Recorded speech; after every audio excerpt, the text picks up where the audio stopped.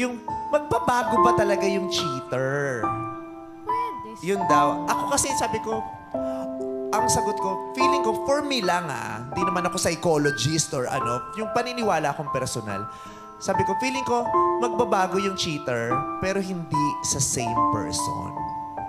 Kasi... Magbabago siya dahil sa ibang tao. Ibang tao ang magbibigay sa kanya ng realization para mag-decide na hindi na mag-cheat. Pero hindi yung tao na yun. Yung taong nag-cheat ka na ng ilang beses tapos pinatawad Forgive ka, ka tapos na. siya yung magpaparealize sa'yo. Feeling ko hindi. It's another person. Yung character.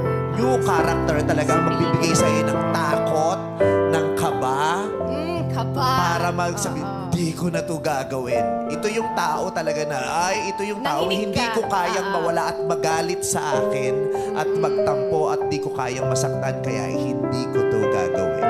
Kasi lahat ng may tao may kapasidad manloko. Lahat. Lahat ng tao may kapasidad manloko at mag-cheat. Pero may isang tao na magpapabago dun sa taong yun. May isang tao na magpapatatag dun sa taong yun para hindi niya piliin yung ruta